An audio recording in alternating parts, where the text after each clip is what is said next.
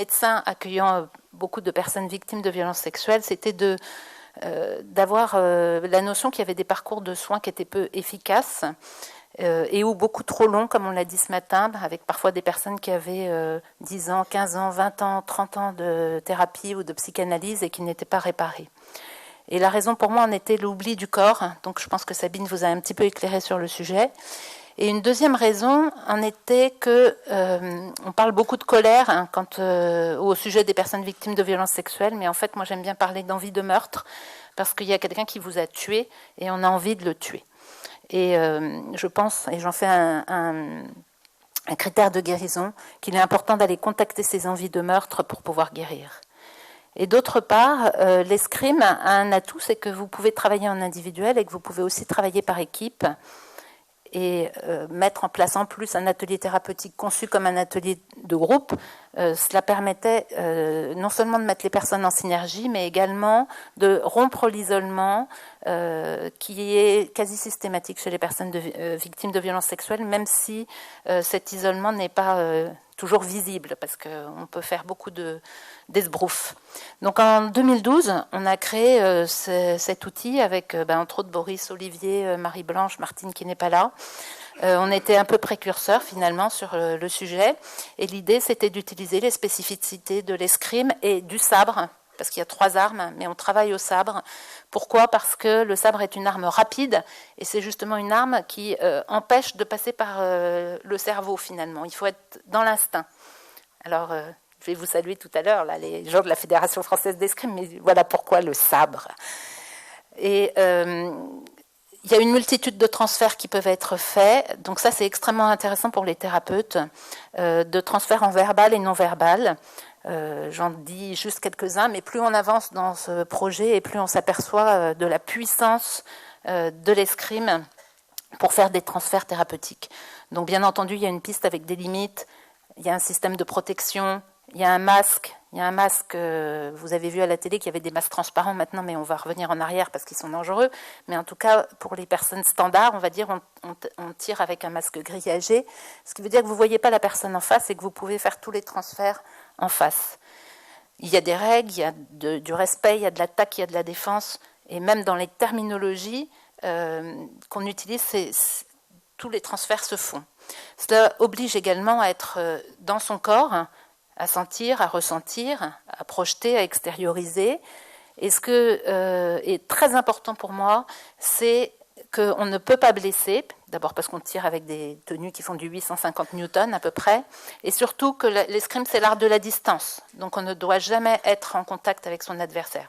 En thérapie, sur le sujet des violences sexuelles, on entend, le sujet des violences de manière générale, on entend beaucoup de sports parler, on entend parler de la boxe par exemple, de la psychoboxe, et j'interviens toujours là-dessus parce que on a été agressé dans son corps, et pour moi, c'est presque une contre-indication d'aller travailler dans le corps, en tout cas au début. Et finalement, il n'y a aucun autre sport, à part l'escrime, qui permet tout ce travail de distance et de juste limite, sans se blesser et sans faire mal à l'autre, plus toutes les projections. Alors au début, les critères d'inclusion, c'était des personnes ayant vécu des violences sexuelles. Maintenant, ce sont des femmes et des hommes. Au début, on a mis en place un atelier femmes, mais maintenant, on travaille sous tous les angles. Des victimes qui, pour certaines, ont été auteurs mineurs, comme Sabine l'a révélé tout à l'heure, des personnes en cours de thérapie très fréquemment nous révèlent qu'elles ont été auteurs, en particulier mineurs. Je voulais intervenir tout à l'heure quand Marina Pagioni parlait du travail des auteurs, on va en parler un petit peu, fait avec les auteurs, parce qu'il y avait comme un peu un questionnement parmi vous sur les moyens qui sont mis auprès des auteurs, mais il faut savoir que la plupart des auteurs, comme l'ont dit Pascal tout à l'heure, et ton prénom... Françoise, pardon. Comme l'ont dit Pascal et Françoise, qui travaillent avec les enfants, les auteurs qu'elles ont accueillis étaient quasiment toutes victimes, et il faut savoir que quand on va vraiment chercher au bout du bout en thérapie les choses, la plupart des auteurs, même adultes, sont souvent victimes. Donc on va reparler de ce sujet. Et toutes ces personnes étaient intégrées dans un parcours de soins et avaient réellement travaillé sur ce sujet des violences de la manière dont je l'ai fait travailler, c'est-à-dire poser le diagnostic des violences en ayant cherché un maximum de couches de violence, parce que comme vous l'avez vu sur les études cliniques, on est rarement victime d'une seule agression, avoir fait un état des lieux des dégâts, avoir identifié les mécanismes d'emprise du l'auteur ou des auteurs et les ressources internes de la personne. Et toutes ces personnes sont engagées dans un processus thérapeutique avec un suivi obligatoire entre les séquences parce que les ateliers d'escrime font émerger énormément de matériel à travailler en individuel. Le format d'atelier, au début, on avait formaté à 10, 12 personnes, plutôt 12, mais en fait aujourd'hui, avec le recul, je pense qu'il ne faut pas dépasser 10 pour la raison que je vais vous expliquer ensuite. On travaille avec des groupes de femmes séparés, des groupes d'hommes séparés. On a Jean-Michel Stigvard qui est là avec nous, si tu peux, voilà, qui a mis en place un atelier à la Martinique et qui a un groupe mixte à la Martinique. Et vous voyez un terme 11e atelier. C'était en fait, on travaille sur 10 ateliers, mais régulièrement, les groupes nous demandent de faire un 11e atelier de rentrée. Et là, on mélange les groupes, c'est-à-dire que les hommes et les femmes sont capables vraiment de s'accueillir. Et ça fait même d'ailleurs des très belles choses. Mais Jean-Michel, tu pourras communiquer l'année prochaine sur l'expérience en direct de la mixité. Le format, c'est un atelier de 4 heures tous les mois. Il y a 10 ateliers. C'est sur une saison sportive et on travaille un thème par atelier. Vous allez voir comment. L'encadrement, c'est un médecin et un thérapeute ou 2 thérapeutes, mais je pense qu'à l'avenir, et je vais vous expliquer pourquoi, il y aura forcément un médecin et un thérapeute, un maître d'armes, un kiné-ostéo, et on a un coordinateur logistique qui est souvent quelqu'un qui est en formation parce que ce sont des ateliers qu'on déploie. Donc voilà le déroulé de l'atelier. On a un temps de parole où on développe le thème du jour, et le thème du jour est travaillé dans tous les temps de travail, préparation physique, escrime, retour au calme, et temps de parole de débriefing. Vous voyez, par exemple, sur les Swiss Balls, des personnes en train de travailler sur le thème qui était le thème de l'équilibre.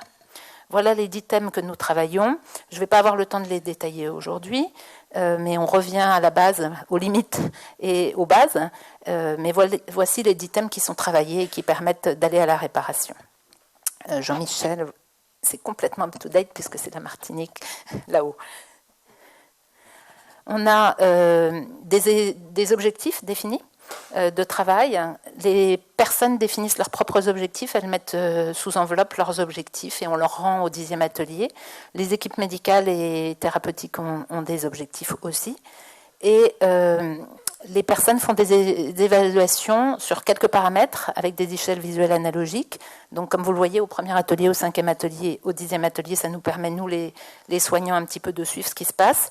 Et vous avez en bas, tout à fait illisible, mais téléchargeable sur le site de l'association, un questionnaire qui a été mis en place par le groupe des thérapeutes SVS, qui font toujours un très gros travail.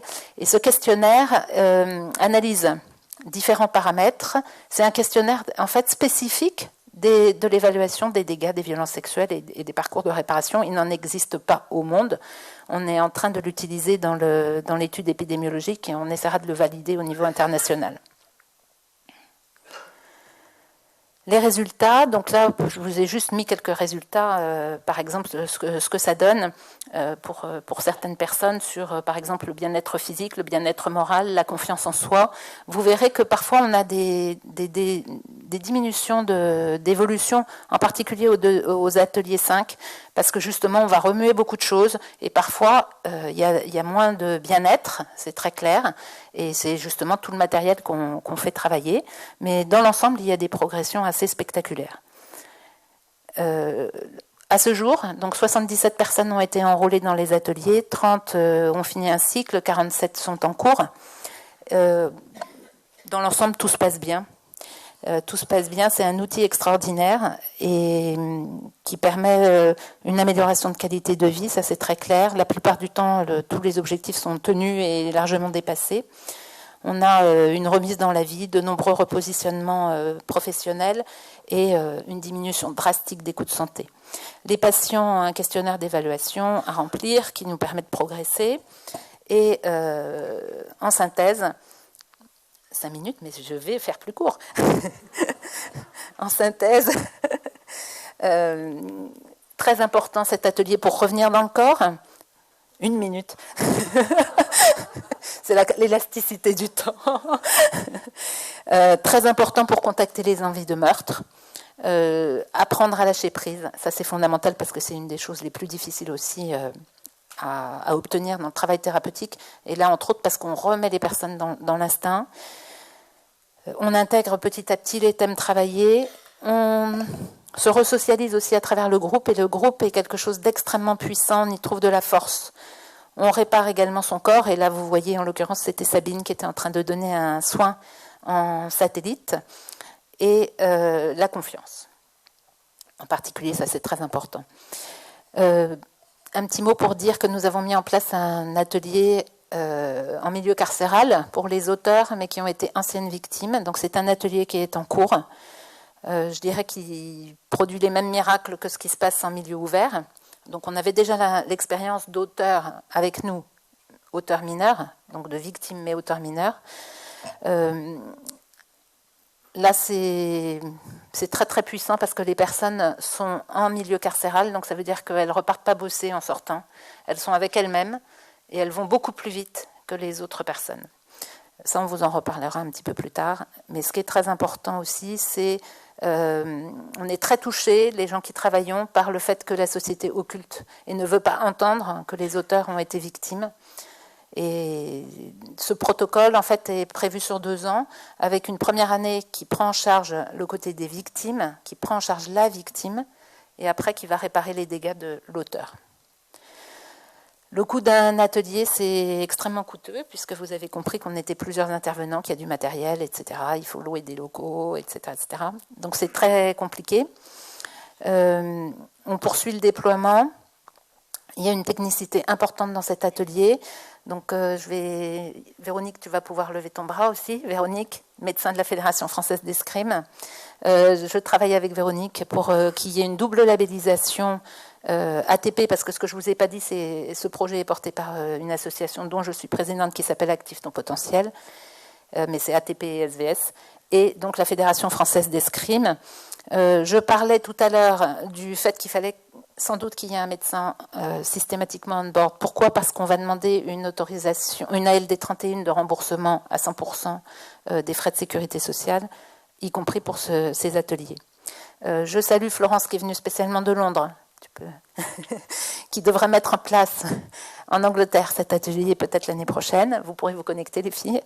Et pour finir, voici quelques commentaires illustrés de participants de l'atelier. Je dois dire qu'on n'avait pas décrypté que ça pouvait s'écrire S, ce crime, donc c'est vraiment un sport prédisposé. On n'avait pas décrypté tout ça non plus. Et non, attends, tu peux revenir. Ex-scream, ça c'est Louis Gel qui nous a dit c'est ex-scream, très bien. Et je tiens à remercier, parce que c'est toute l'aberration en matière de sujet de violence sexuelle, comme je le disais ce matin. On a beaucoup de mal à avoir le ministère de la Santé attentif à ce qu'on fait. Donc ce projet est vivant grâce à Aude Legrand. Je ne sais pas si Aude, tu es là. Aude n'est pas là. Bon, elle sera là demain alors. Aude, de la Direction régionale de jeunesse et des sports d'Île-de-France, qui a cru au projet tout de suite et qui nous a aidés en subvention. Elle est également, ce projet vient d'être primé par l'Agence pour l'éducation par le sport. Donc Jean-Philippe Assensi sera là demain et animera l'atelier sport.